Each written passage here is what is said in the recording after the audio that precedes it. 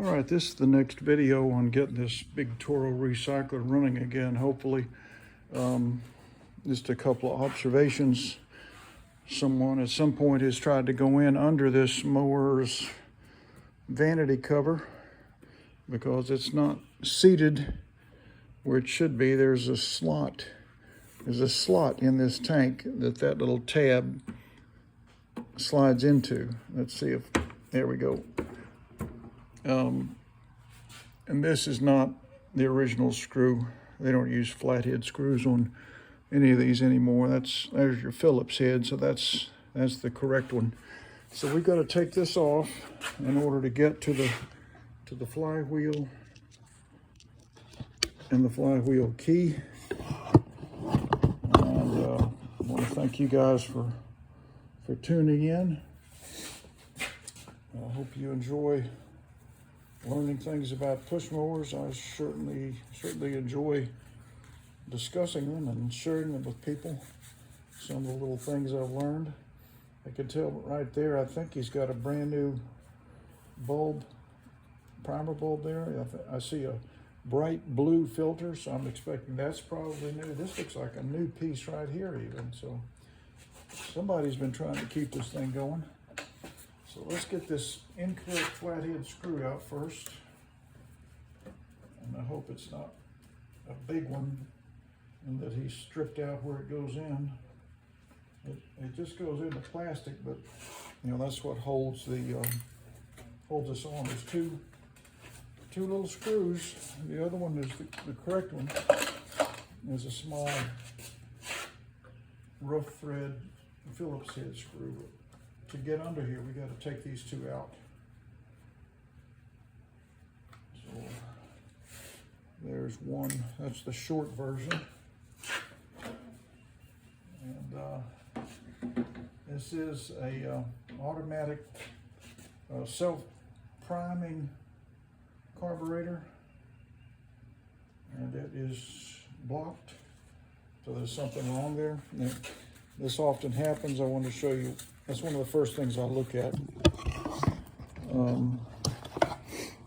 So this has all been worked on. I think he's got a brand new carburetor on here. I think that's probably a brand new primer plate, air filter base and primer plate, and he's got a primer bulb on there, which is unneeded if that automatic choke is working. So there was a misunderstanding with the previous owner as to what he needed here. Because you don't need that. And he's got the correct self-priming carburetor on this, so this is not going to do anything because it's going to be pushing air into metal. So that's kind of a waste there. So let's get that off of there. But oh, the thing I wanted to show you, see this arm is supposed to very easily move back and forth. You touch it and it just goes whoop, whoop, whoop, whoop. Well, it's locked. It's something wrong. It's blocked and immobile. So that's never going to work right. Now maybe he tried to turn it into a push to prime carburetor setup, but he's got the original self-priming connections on there. So this is going to be interesting to find out what's going on underneath this thing. But that does look like a brand new carburetor. So let's get these 5/16 screws out. Oh, by the way, do I have gas? Yes, it's almost full. All right, so let's get this off of here.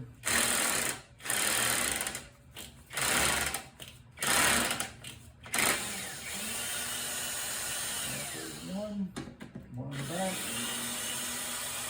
and there's one over here by the dipstick. All right. Recommend you grab these with a magnet so they don't get lost down there around the flywheel. And set these in a magnetic dish or somewhere where you can keep up with them. Now, this tank tilts back. Sometimes the screw down here at the bottom is loose, sometimes it's not. but usually it'll tip back, so we're gonna try and go a little bit. Yep, okay. And be careful you don't yank the fuel line off, because that can happen. Okay, I don't think anybody's been under this rewinder in quite a while. There's a bunch of crud over there by that dipstick. There's so much that I've got to clean it off just to find the top of that 5/16 screw head. And there it is. So I'm going to remove that one. This is a match to the 3 that hold the fuel tank on. They're basically interchangeable. I'll set it over here with its 3 little brothers. Now I'm going to grab this dipstick and kind of pop it up a little bit and then swing it away.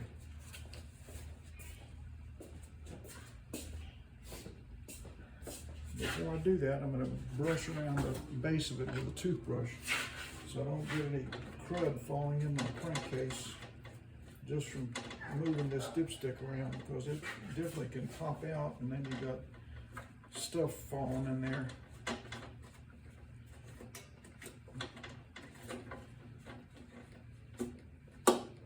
Okay, that's a little cleaner. Let's see if I can pop it up now. I'm gonna wiggle it.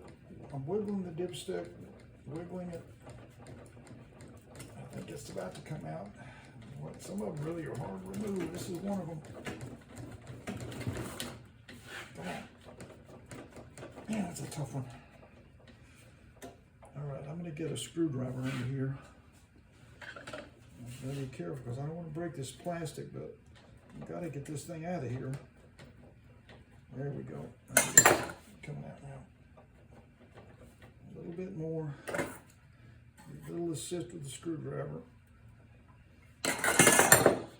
Okay, now I can swing it. I'm swinging it away from the fuel tank, see? Okay. Whew.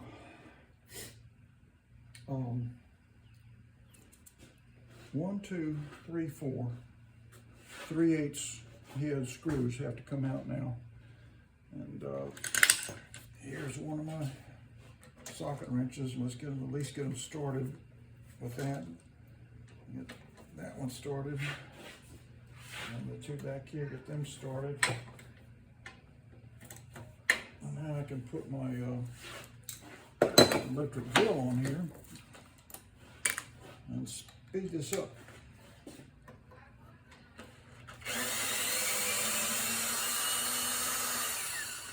Okay, that's one of the pretty long ones. That's a long one, so that's original equipment. Let's get the 2 back here. They should be shorter.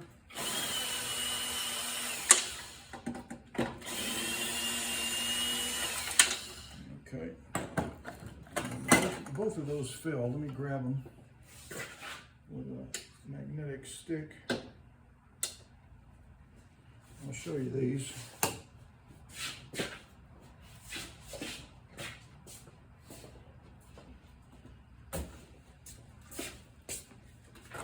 So these are your screws.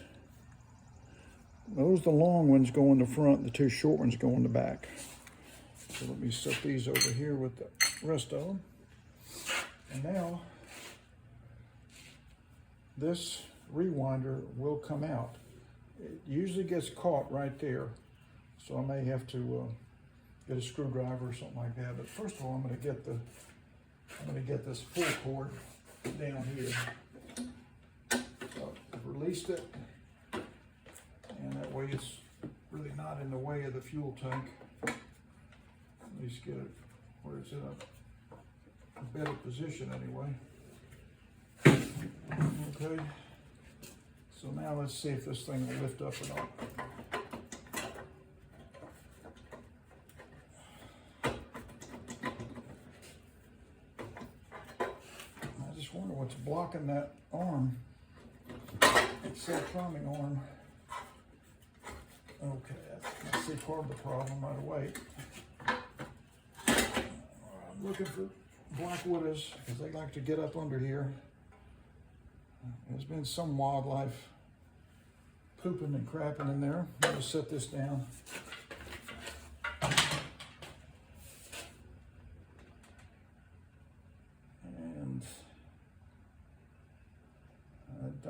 necessarily see why that is blocking, except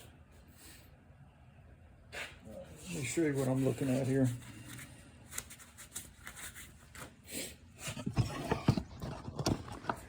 Okay. Once again, this arm has to move freely. It should just very easily move this way, because all that's holding it in place is this very weak spring right here. So this should move, but I think maybe what it is it's caught the heat-controlled arm right there is out of position, and it looks like it's binding there. So that's wrong. Let me get a toothbrush, because there may be a spider in there, but you can see the spider webs and everything. Let me get all that crud out of there. Okay. Now, see, this is, let me go around this side. See this, oh yeah, there you go. See, this arm is completely out of position. This arm is supposed to be ideally between this indentation mark and this indentation mark. And it's pushed way over here and is caught on that little arm, this little piece of plastic right here. So let's see if we can free that up.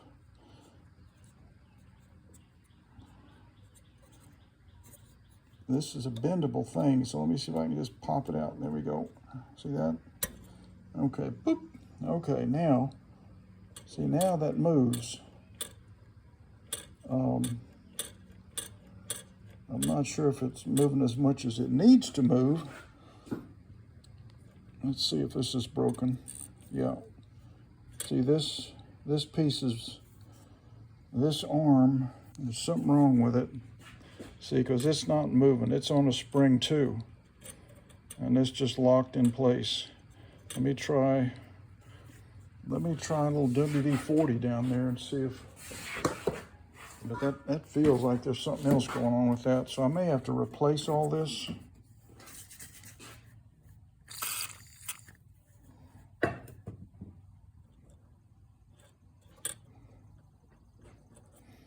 I don't know why that thing is like that. So anyway, guys, what's going to happen here, I'm going to take this muffler off, and I'm going to find out what's going on with that piece right there, because it may not either be installed right, or I'll just replace it. But this is totally messed up. This is supposed to be very movable. This is movable, but see, it's not moving back this way. So when you come back, I will have removed this muffler and probably replaced this with another one.